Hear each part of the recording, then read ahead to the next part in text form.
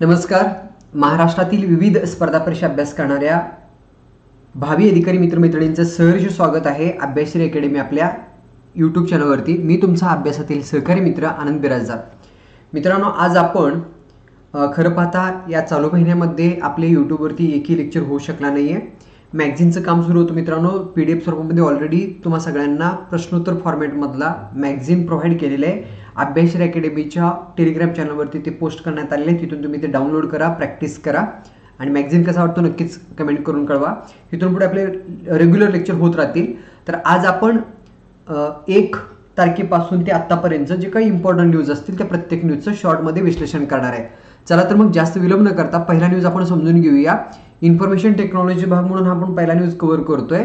मुंबईमध्ये नवीन चित्रनगरी उभारला जाणार आहे. तर त्या संदर्भात नुकताच घोषणा करण्यात आलेली आहे. काय आहे घोषणा, चित्रनगरीचं स्वरूप काय असणार आहे, सगळे मुद्दे कव्हर करूया. तर बघा, हा जो नवीन चित्रनगरी आहे तर तो मुंबईमध्ये उभारला जाणार आहे. जसं दादासाहेब फाळके चित्रनगरी आहे त्याच प्रकारे ही एक नवीन चित्रनगरी उभारणं हे उद्देश ठेवून या संदर्भात करार करण्यात आलेला आहे. आणि हा जो करार आहे किंवा ही जी काही चित्रनगरी असणार आहे तर तो प्राईम फोकसच्या माध्यमातून उभारला जाणार आहे. तर एकूण या नवीन चित्रनगरी उभारण्यासाठी जो काही करार करण्यात आला आहे तर तो 3000 कोटी रुपयाचा हा करार आहे. या माध्यमातून जवळपास 2500 नोकरी उपलब्ध होणार आहेत. आणि प्रत्यक्षामध्ये या प्रकल्पाची अंमलबजावणी जी आहे, सुरुवात जी आहे तर ते 2025-26 मध्ये होणे अपेक्षित आहे. ठीक आहे. तर हा जो करार आहे मित्रांनो तर तो वेवेज 2025 परिषदेमध्ये हा करार करण्यात आलेला आहे. आणि याच करारासोबत एकूण जवळपास 8000 कोटी रुपयाचं गुंतवणुकी संदर्भात सामंजस्य करार करण्यात आलेला आहे वेवेज 2025 परिषदेमध्ये. ठीक आहे. मग एक्झाम पॉईंट ऑफ व्ह्यू फक्त हा एक इन्फॉर्मेशन लक्षात ठेवा, करार किती रुपयाचा आहे वगैरे हे एवढं इम्पॉर्टंट नाही आहे. यानंतर मित्रांनो, म्हणजे आता या एकंदरीत न्यूजवरती एकच क्वेश्चन येऊ शकतो परीक्षेमध्ये आला तर, तो म्हणजे दादासाहेब फाळके चित्रनगरीप्रमाणे आणखीन एक चित्रनगरी उभारण्यासाठी वेवेज 2025 परिषदेमध्ये प्राईम फोकस या कंपनीसोबत नुकतेच करार करण्यात आले असून ही नवीन चित्रनगरी खालीलपैकी कोणत्या ठिकाणी उभारली जाणार आहे, असा एक क्वेश्चन येऊ शकतो. त्याचं उत्तर आहे मित्रांनो मुंबईमध्ये. चला, यानंतर आर्थिक घडामोडी या घटकाचा भाग म्हणून दुसरा इम्पॉर्टंट न्यूज या ठिकाणी आपण कव्हर करतोय. तो म्हणजे निफ्टी वेवेज निर्देशांक NSE कडून इश्यू करण्यात आलेला आहे. नवीन निर्देशांक ची घोषणा करण्यात आलेली आहे. तर आता निफ्टी वेवेज निर्देशांक काय आहे ते आपण समजून घेऊया. तर बघा, नुकताच राष्ट्रीय शेअर बाजार म्हणजेच NSE ने मित्रांनो, तुम्ही सगळेजण भारतीय अर्थव्यवस्था या टॉपिक अंतर्गत एक नाणे बाजार, दुसरे भांडवली बाजार तुम्ही अभ्यासला असाल. नाणे बाजाराचं मॉनिटरिंग करण्याचं काम प्रामुख्याने RBI कडून केलं जातं. भांडवली बाजाराचं मॉनिटरिंग करण्याचं काम SEBI कडून केलं जातो. तर याच घटकांतर्गत जे काही शेअर मार्केट, शेअर बाजार असतो, तुम्ही ऐकला असाल, सगळेजण वाचला असाल, तर त्यामध्ये प्रामुख्याने 2 महत्त्वपूर्ण अशा संस्था आहेत. एक म्हणजे NSE, त्याला नॅशनल स्टॉक एक्सचेंज म्हणतात. दुसरा आहे BSE, बॉम्बे स्टॉक एक्सचेंज. ठीक आहे. तर राष्ट्रीय शेअर बाजाराने नुकताच निफ्टी वेवेज निर्देशांक ची घोषणा केलेली आहे. निर्देशांकाचं नाव आहे निफ्टी वेवेज इंडेक्स. कुणी घोषणा केलेली आहे? राष्ट्रीय शेअर बाजाराने. उद्देश काय आहे तर बघा, माध्यम, मनोरंजन आणि गेमिंग उद्योग जे आहेत तर त्या अशा उद्योगांचं कामगिरीचं मापन करणं, गुंतवणूकदार आणि उद्योजकांसाठी एक मार्गदर्शन साधन म्हणून उपलब्ध करून देणं आणि माध्यम, मनोरंजन, गेमिंग क्षेत्रातील जे सृजनशीलता आहे किंवा टेक्नॉलॉजी आहे तर त्यांची ओळख निर्माण करणं, ओळख करून देणं हे उद्देश ठेवून नवीन निर्देशांक इंडेक्स निफ्टी वेवेज नावाचं इश्यू करण्यात आलेलं आहे राष्ट्रीय शेअर बाजाराकडून. एवढं लक्षात ठेवणं गरजेचं आहे. या इंडेक्समध्ये म्हणजे इंडेक्स काय असतो मित्रांनो, ज्या प्रकारे निफ्टी 50 असते, सेन्सेक्स असते, अशा पद्धतीचाच हा एक नवीन निर्देशांक आहे, हे तुम्ही लक्षात ठेवा. निर्देशांकांची वैशिष्ट्य जर विचारात घेतली तर यामध्ये एकूण 43 लिस्टेड कंपन्यांचा समावेश असणार आहे, जे शेअर मार्केटमध्ये म्हणजेच BSE NSE मध्ये लिस्ट होतात. ठीक आहे. तर त्या लिस्टेड कंपन्यांचा यामध्ये समावेश असणार आहे. समभाग मूल्यांकन जर विचार केला तर फ्री फ्लोट मार्केट कॅपिटलायझेशन आधारित हे समभाग मूल्यांकन यामध्ये करण्यात आलेलं आहे. ठीक आहे. तर आता प्रश्न तयार होतो, फ्री फ्लोट मार्केट कॅपिटलायझेशन म्हणजे काय असतो? तर बघा, एखाद्या कंपनीच्या शेअर्सपैकी बाजारामध्ये खुलेपणाने म्हणजेच सर्वसामान्य गुंतवणूकदारासाठी उपलब्ध असणारी जी शेअरची एकूण किंमत असते तर त्या किमतीला फ्री फ्लोट मार्केट कॅपिटलायझेशन म्हणतात. हे जर सोप्या भाषेमध्ये समजून घ्यायचं झाला तर बघा, संपूर्ण कंपनीचे शेअर्स काही भागामध्ये वाटलेले असतात.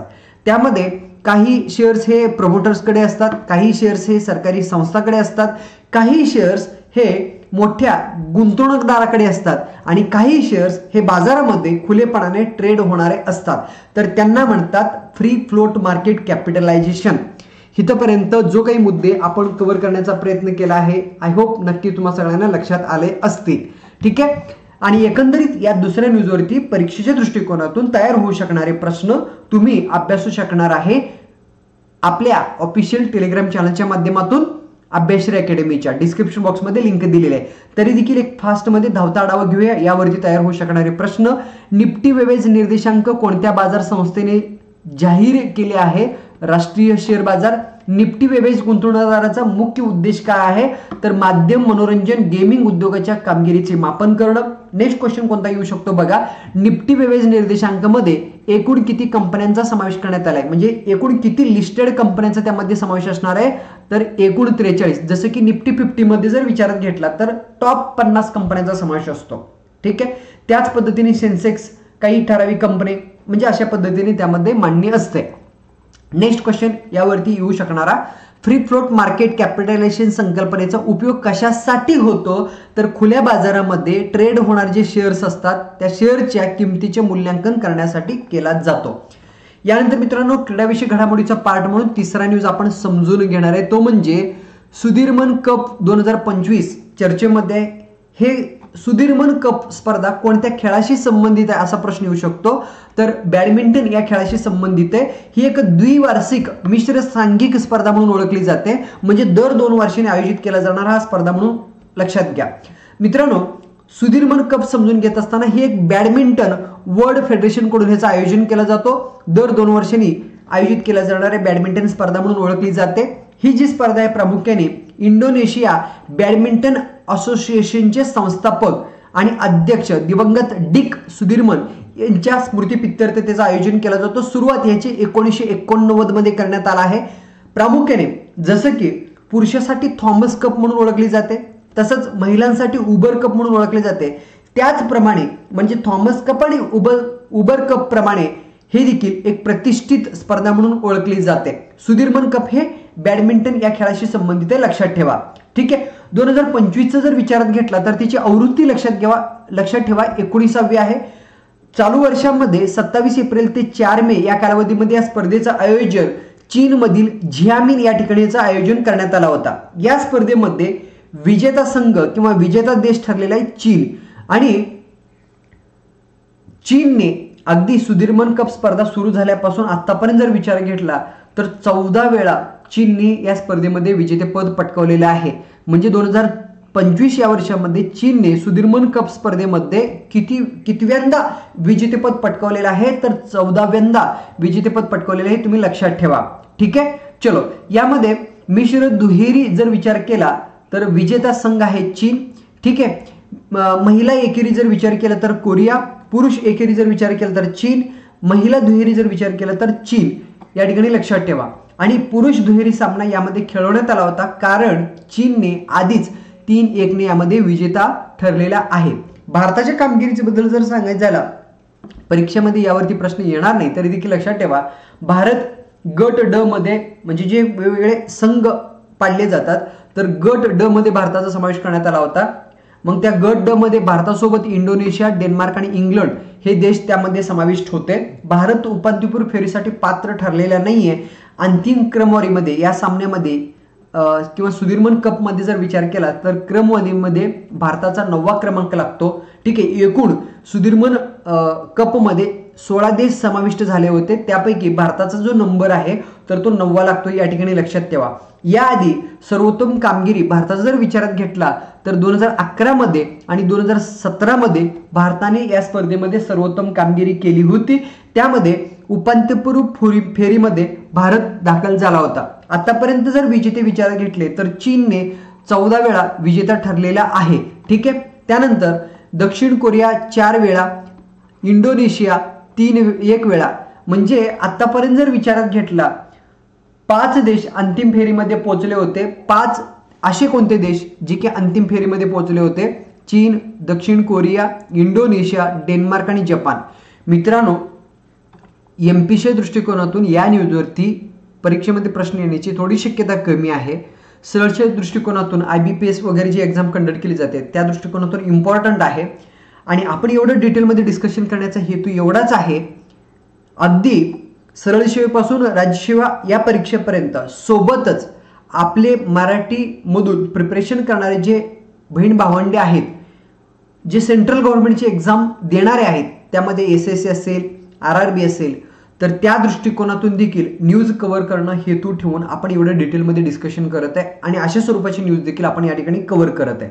हेतू तुम्ही लक्षात ठेवा. म्हणजे आपण या ठिकाणी जो काही चालू घडामोडीचं डिस्कशन करत आहे तर ते एकंदरीत सरळ सेवेपासून राज्यसेवेपर्यंत, या व्यतिरिक्त केंद्र सरकारचे वेगवेगळे SSC असेल, RRB असेल, ह्या सेंट्रल गव्हर्नमेंटची एक्झाम देणाऱ्या विद्यार्थ्यांनी देखील फायदा व्हावा हे हेतू ठेवून या ठिकाणी आपण डिटेलमध्ये अशा पद्धतीने डिस्कशन करत आहे. एकंदरीत या न्यूजवरती तयार होऊ शकणाऱ्या प्रश्नांचा अभ्यास तुम्ही अभ्यासश्री अकॅडमीच्या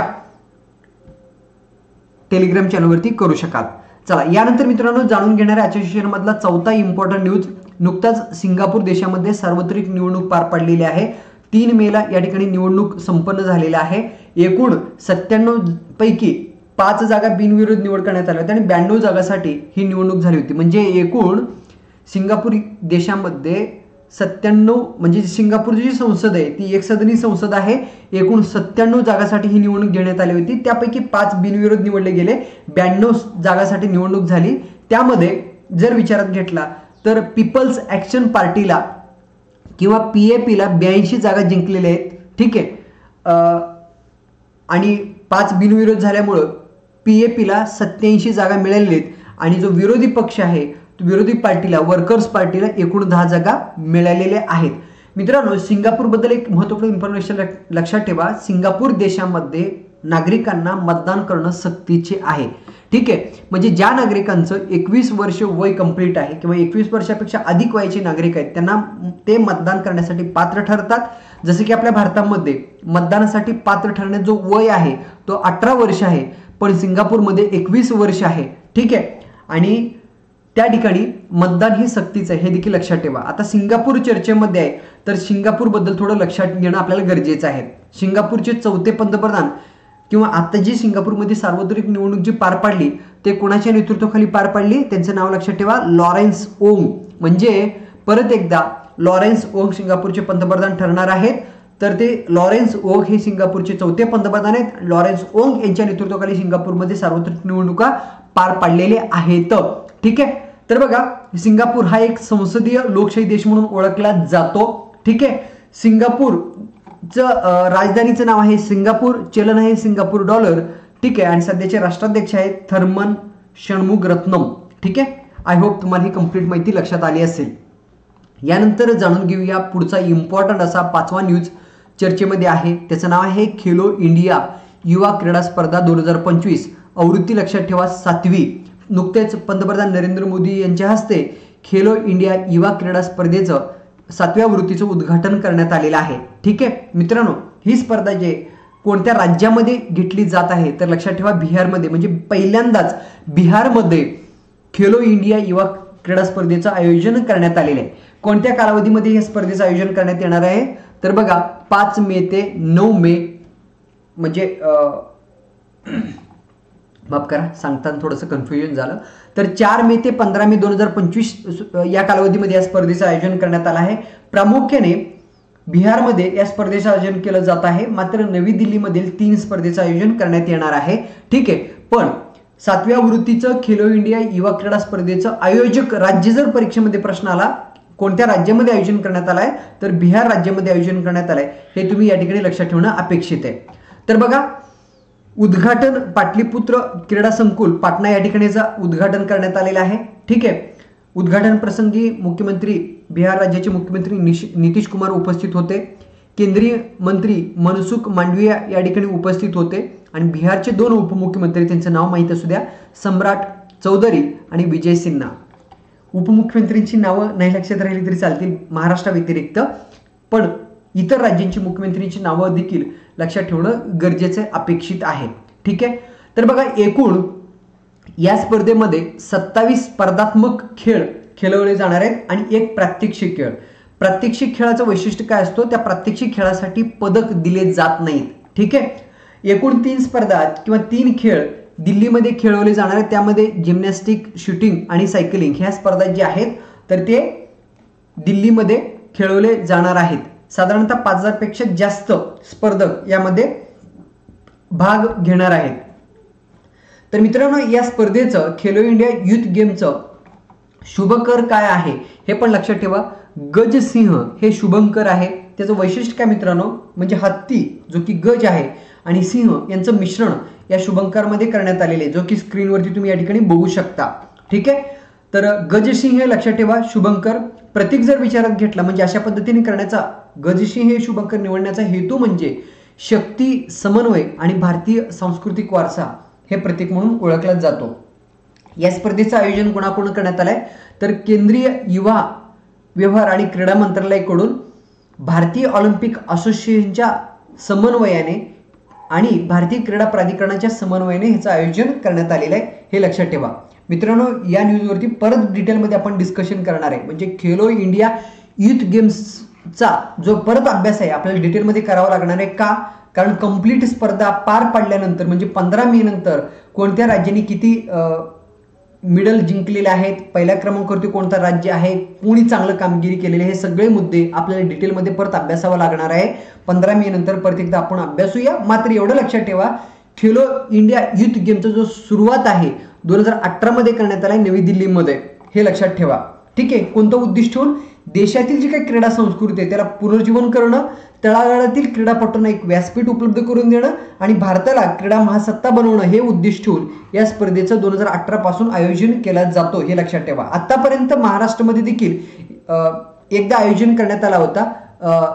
तर तो कधी आणि कुठं हे लक्षात ठेवा. तर बघा पहिली आवृत्ती 2018 मध्ये नवी दिल्लीमध्ये आयोजन करण्यात आला होता. दुसरी आवृत्ती पुण्यामध्ये म्हणजे महाराष्ट्रामध्ये 2019 मध्ये या स्पर्धेचं आयोजन करण्यात आला होता. पुणे या जिल्ह्यामध्ये किंवा पुणे शहरामध्ये, हे लक्षात ठेवा. ठीक आहे. चला यानंतर मित्रांनो जाणून घेऊ आजच्या सेशनमधला क्रीडा घडामोडीशी संबंधित असणारा 6वा न्यूज, तो म्हणजे कलिंगा सुपर कप स्पर्धा चर्चेमध्ये आहे. ठीक आहे. तर बघा कलिंगा सुपर कप स्पर्धेमध्ये FC गोवा विजेता संघ ठरलेला आहे. अंतिम सामना 3 मे 2025 ला ओडिशा राज्यातील भुवनेश्वर या ठिकाणी पार पाडलेला आहे कलिंगा स्टेडियम मध्ये. ठीक आहे.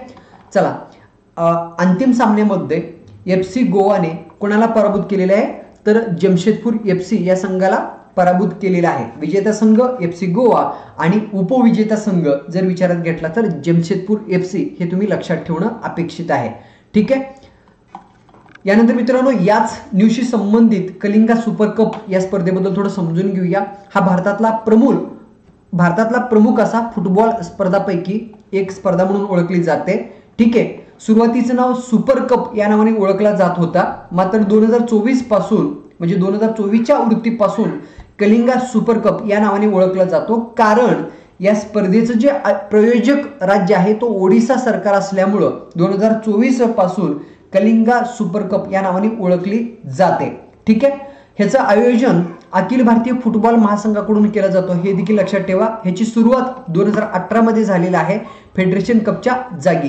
म्हणजे कशाच्या जागी या स्पर्धेचं आयोजन केलं जातो? फेडरेशन कपच्या जागी. हे देखील लक्षात ठेवणं या ठिकाणी अपेक्षित आहे. या ठिकाणी बघा सुपर कप मागील विजेते जर विचारात घेतले तर 2018 मध्ये बेंगळुरू FC विजेता संघ होता. 2019 मध्ये FC गोवा, 2023 मध्ये ओडिशा FC, 2024 मध्ये पूर्व बंगाल आणि 2025 मध्ये परत एकदा FC गोवा विजेता संघ ठरलेला आहे. यानंतर मित्रांनो या न्यूजवर नेक्स्ट न्यूज आपण समजून घेतोय तो म्हणजे अखिल भारतीय फुटबॉल महासंघ पुरस्कार चर्चेमध्ये आहे. थोडंसं आजच्या सेशनमध्ये क्रीडा घडामोडीशी संबंधित न्यूज जास्त आपण डिस्कस करत आहे. पण जे न्यूज या डिस्कशनमध्ये कव्हर झालेले नाही आहेत तर ते न्यूज आपण उद्याचे जो कंटिन्यू लेक्चर आपण कंडक्ट करणार आहे त्या न्यूजमध्ये मिस झालेली न्यूज असं आपण कंटिन्यू करूया.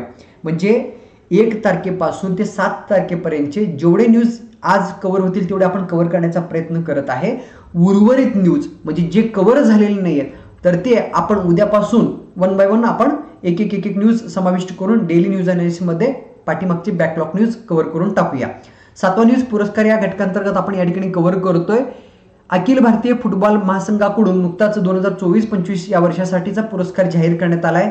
पुरस्कार वितरण 2 मे 2025 मध्ये झालेला आहे. ओडिसामधील भुवनेश्वर या ठिकाणी कलिंगा सुपर कप 2025 अंतिम सामन्याच्या पूर्वसंध्येला या पुरस्काराचं वितरण करण्यात आलंय. तरी एक्झाम पॉइंट ऑफ व्ह्यू लक्षात ठेवा, वर्षातील सर्वोत्तम पुरुष खेळाडू म्हणून सुभाशिष बोसला पुरस्कार देऊन सन्मानित करण्यात आलाय आणि वर्षातील सर्वोत्तम महिला खेळाडू म्हणून तेलंगणाचे सौम्या गुगुलोत यांना सन्मानित करण्यात आलाय. कशा अंतर्गत? तर अखिल भारतीय फुटबॉल महासंघाकडून दिल्या गेलेल्या पुरस्कारांतर्गत हे तुम्ही लक्षात ठेवा. ठीक आहे, एवढीच इन्फॉर्मेशन आपणासाठी खूप इम्पॉर्टंट आहे. पुरस्कार कोणाकोणा दिला जातो हे लक्षात ठेवणं आपल्याला गरजेचं आहे. यासोबतच राष्ट्रपतीचा विशेष प्रशिक्षण पुरस्कार रंजन चौधरी यांना दिला गेला आहे आणि सर्वोत्तम सदस्य संघटना क्लब पुरस्कार जो आहे क्लब श्रेणीमध्ये तर तो भारतीय फुटबॉल संघटनेला देण्यात आलेला आहे, पश्चिम बंगाल. ठीक आहे, चलो यानंतर मित्रांनो आजच्या सेशन मधला विज्ञान आणि तंत्रज्ञानाचा भाग म्हणून संरक्षण विषयक घडामोडीचा भाग म्हणून एक इम्पॉर्टंट 8वा न्यूज आपण या ठिकाणी कव्हर करतोय. DRDOच्या नवीन क्षेपणास्त्र चाचणी श्रेणीची पंतप्रधानांच्या हस्ते पायाभरणी करण्यात आलेली आहे. म्हणजे मित्रांनो जे काही क्षेपणास्त्र चाचणी आहेत भारतामध्ये आताच्या घडीला 2 आहेत, तिसरा नव्याने आता उभारला जाणार आहे. DRDOच्या नवीन क्षेपणास्त्र चाचणी चा एक ठिकाण श्रेणीची या ठिकाणी पायाभरणी करण्यात आलाय. तर तो ठिकाण कुठं असणार आहे, सध्याचे 2 कोणते आहेत हे सगळे मुद्दे आपण वन बाय वन लक्षात घेऊया. तर बघा, भारताचे पंतप्रधान नरेंद्र मोदी यांनी 2 एप्रिल 2025 मध्ये आंध्र प्रदेशला भेट दिली होती आणि आंध्र प्रदेश राज्याच्या भेटी दरम्यान त्यांनी अमरावतीमध्ये जवळपास 58,000 कोटी रुपयापेक्षा जास्त किमतीचे विकास प्रकल्पाचं उद्घाटन आणि काही प्रकल्पांचं पायाभरणी त्यांनी केलेलं आहे. त्यापैकीच एक हा महत्त्वपूर्ण असा उपक्रम आंध्र प्रदेश राज्यामध्ये उभारला जाणार आहे. तर बघा, पायाभरणी कधी करण्यात आलाय? 2 एप्रिल 2025 मध्ये. तर हे जे ठिकाण आहे चाचणी केंद्र असणार आहे तर तो आंध्र प्रदेश राज्यातील कृष्णा जिल्ह्यातील नागालंका या ठिकाणी हे चाचणी केंद्र असणार आहे. चाचणी केंद्राचं ठिकाण, नाव, स्थळ या घटकांतर्गत लक्षात ठेवणं अपेक्षित आहे. पायाभरणी कोणाच्या हस्ते करण्यात आले? भारताचे पंतप्रधान नरेंद्र मोदीजींच्या हस्ते करण्यात आलाय. बरं, हे जे चाचणी केंद्र असणार आहे त्यासाठी एकूण खर्च किती अपेक्षित आहे? तर 1460 कोटी रुपये खर्च या ठिकाणी अपेक्षित आहे. लक्षात ठेवा. कोणतं उद्दिष्ट ठेवून हे चाचणी केंद्र विकसित केलं जाणार आहे? तर बघा, क्षेपणास्त्र चाचणीसाठी एक नवीन आधुनिक सुविधा निर्माण करणं हे उद्दिष्ट ठेवून हे चाचणी केंद्र उभारलं जाणार आहे. थोडं पार्श्वभूमी लक्षात ठेवा. भारताकडे सध्याच्या घडीला 2 क्षेपणास्त्र चाचणी केंद्र आहेत, स्थळ आहेत.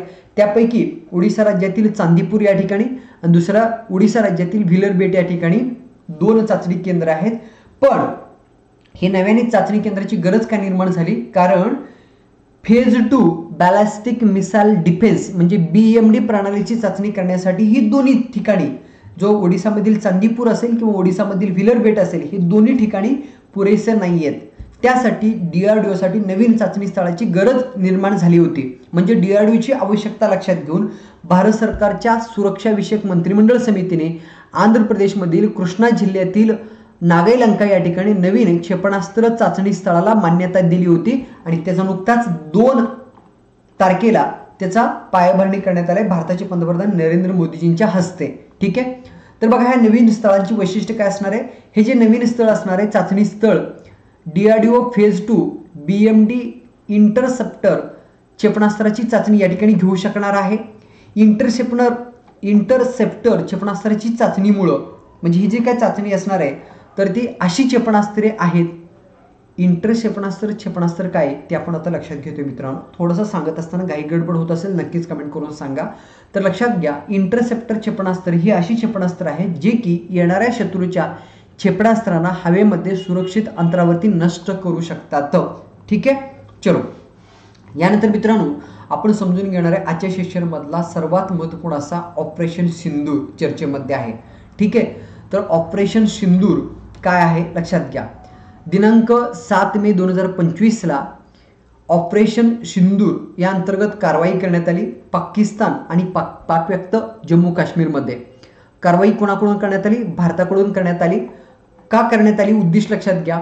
भारताविरुद्ध दहशतवादी हल्ल्यांचे नियोजन करणारे जे काही दहशतवादी छावण्या आहेत त्या छावण्यावरती अचूक आणि लक्ष्यवेधी हल्ले करण्यात आले. एकूण 9 ठिकाणी क्षेपणास्त्र डागण्यात आले, हे लक्षात घ्या. विशेष बाबी लक्षात घ्या. ही जी काही कारवाई भारताकडून करण्यात आली तर ती केंद्रित आणि मोजमापित गैरविरोधक होती.